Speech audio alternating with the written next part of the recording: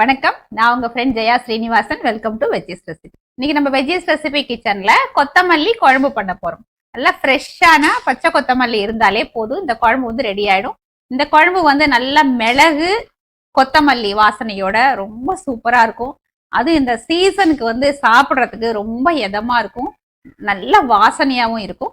First time சேனலை பார்க்குறீங்கன்னா please subscribe பண்ணுங்க. பெல் ஐக்கானை கிளிக் பண்ணி ஆல் ஆப்ஷன் கொடுத்துட்டீங்கன்னா நான் போடக்கூடிய எல்லா வீடியோஸும் குவிக்காக வந்து உங்களுக்கு ரீச் ஆகும். வாங்க ஈஸியா இந்த கொத்தமல்லி குழம்பு எப்படி பண்றதுன்னு பார்க்கலாம். இந்த கொத்தமல்லி குழம்பு பண்றதுக்கு இந்த பெரிய நெல்லிக்காய் அளவுக்கு புளியை நல்லா ஊற வச்சு கரைச்சி புளி தண்ணி எடுத்துக்கணும். ஒரு 10 சின்ன வெங்காயம் இதை உரிச்சு வச்சுக்கணும். ஒரு 10 பல்லு பூண்டு இதையும் நம்ம உரிச்சு எடுத்துக்கணும். நல்லா ஃப்ரெஷ்ஷான கொத்தமல்லி ஒரு சின்ன கட்டு இருந்தா போதும், அதை கிளீன் பண்ணி வச்சுக்கணும். இதுதான் ப்ரீ ப்ரிப்பரேஷன். மற்றபடி குழம்பு வந்து 10 நிமிஷம் கூட ஆகாது, குவிக்கா ஆயிடும். வாங்க ஸ்டார்ட் பண்ணிடலாம். ஸ்டவ்ல ஒரு கடாய் வச்சிருக்கேன். ஃபர்ஸ்ட் குழம்புக்கு நம்ம வறுத்துக்கலாம். 1 டீஸ்பூன் எண்ணெய் சேர்த்துப்போம். எண்ணெய் சூடானதும் 1/2 டீஸ்பூன் வெந்தயம் சேர்த்துக்கலாம். வெந்தயத்தை இந்த மாதிரி நல்லா பொரிஞ்சு வர்ற வரைக்கும் நல்லா வறுத்துக்கலாம். 1 டீஸ்பூன் உளுத்தம்பருப்பு சேர்த்துக்கலாம். பருப்பு நல்லா நிறம் மாறி நல்லா வாசனை வரும் இல்லையா, அது வரைக்கும் வறுத்துக்கலாம்.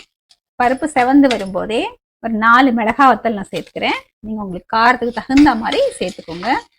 இதையும் நல்லா ஃப்ரை பண்ணிக்கலாம். மிளகாய் வறுப்படுறதுக்குள்ள உளுத்தம்பருப்பு நல்லா நிறம் மாறி நல்லா வறுபட்டுடும். பாருங்க, உளுந்தும் நல்லா நிறம் மாற ஆரம்பிச்சாச்சு. இப்போ இதில் 1 டீஸ்பூன் மிளகு சேர்த்துக்கலாம். நம்ம மிளகு சேர்க்கறதுனால அதோட காரமும் இருக்கும், அதனால நம்ம மிளகாய் சேர்க்கும் போது பார்த்து சேர்த்துக்கணும். மிளகு நல்லா வறுபட்டாச்சு. இப்போ இதில் 1 டேபிள் ஸ்பூன் மல்லி விதை சேர்த்துக்கலாம். 1 டீஸ்பூன் ஜீரகம். எல்லாத்தையும் சேர்த்து ஸ்டவ் ஃப்ளேமை சிம்மில் வச்சுட்டு நல்லா வறுத்துக்கணும். மல்லி நல்லா வாசனை வரும் பாருங்க, ஒரு 2 நிமிஷத்துக்குள்ள நல்லா அது வறுபட்டுடும். ஸ்டவ் ஆஃப் பண்ணிட்டு உடனே வந்து இது நம்ம வேற பிளேட்டுக்கு மாத்திக்கணும். பாருங்க, மல்லியும் நல்லா வறுபட்டாச்சு, ஜீரகமும் நல்லா அப்படியே மணக்குது. இப்போ ஸ்டவ் ஆஃப் பண்ணிடலாம். இப்போ நம்ம மிக்ஸி ஜாருக்கு மாத்திப்போம். இப்போ அதே கடாயில 1 டேபிள் ஸ்பூன் எண்ணெய் சேர்த்துக்கலாம். எண்ணெய் சூடானதும் ஒரு 10 சின்ன வெங்காயம் நல்லா தோல் உரிச்சு வச்சிருக்கேன், ஒரு 7-8 பல்லு பூண்டு இதை சேர்த்து நல்லா வறுத்துக்கணும். இந்த சின்ன வெங்காயமும் பூண்டும் வந்து நல்லா பச்சை வாசனை போக நல்லா வறுபடணும். வெங்காயம் பூண்டும் இந்த அளவுக்கு வதங்கினதுக்கு அப்புறம் நல்ல ஒரு பஞ்சு கொத்தமல்லியை கிளீன் பண்ணிட்டு கொஞ்சம் கட் பண்ணிட்டு இதுல சேர்த்துக்கலாம். கொத்தமல்லி போட்டதுக்கு அப்புறம் ரொம்ப வதக்க வேண்டாம், லேசா வதக்கிட்டா போதும். கொத்தமல்லி பார்த்தீங்களா அது மாதிரி சுருங்கி வந்துச்சு இல்லையா, இந்த அளவுக்கு வதக்கினா போதும். ஸ்டவ் ஆஃப் பண்ணிட்டு இதையும் வந்து நம்ம வேற பிளேட்டுக்கு ட்ரான்ஸ்ஃபர் பண்ணிக்கலாம். இப்போ அதே கடாயில நம்ம குழம்புக்கு தாளிச்சிக்கலாம். 1 டேபிள் ஸ்பூன் நல்லெண்ணெய் சேர்த்துப்போம். எண்ணெய் சூடானதும் 1/4 டீஸ்பூன் வெந்தயம். வெந்தயம் நிறம் மாறி பொரிஞ்சு வரும்போதே 1/2 டீஸ்பூன் கடுகு சேர்த்துக்கலாம். கடுகு வெடிச்சதும் 1 டீஸ்பூன் உளுத்தம்பருப்பு, 1 டீஸ்பூன் கடலைப்பருப்பு சேர்த்துக்கலாம். பாருங்க, பருப்பு நல்லா செவந்து வந்தாச்சு. கொஞ்சம் கருவேப்பிலை சேர்த்துக்கலாம். 1/4 டீஸ்பூன் பெருங்காயத்தூள். பெருங்காயமும் வந்து நல்லா பொரிஞ்சாச்சு. நம்ம புளி ஊற வச்சிருந்தோம் இல்லையா, அது வந்து புளி தண்ணி நல்லா கரைச்சி எடுத்துட்டு இருக்கேன். புளி தண்ணியை தாளிப்புல சேர்த்துக்கலாம். இந்த குழம்புக்கு தேவையான அளவு உப்பு, 1/4 டீஸ்பூன் மஞ்சள்தூள் சேர்த்துக்கலாம். இப்போ இந்த புளி தண்ணி நல்லா கொதிச்சு பச்சை வாசனை போகட்டும். அதுக்குள்ள நம்ம வந்து மிளகாய், மல்லி, மிளகு எல்லாமே வறுத்து வச்சிருக்கோம் இல்லையா, அதையும் வெங்காயம் பூண்டு கொத்தமல்லாம் பாருங்க அதுவும் வதக்கி வச்சிருக்கோம், எல்லாத்தையும் சேர்த்து நல்ல பேஸ்ட் மாதிரி அரைச்சி எடுத்துக்கலாம். பாருங்க, புளி தண்ணி நல்லா கொதிச்சு பச்சை வாசனை போயாச்சு.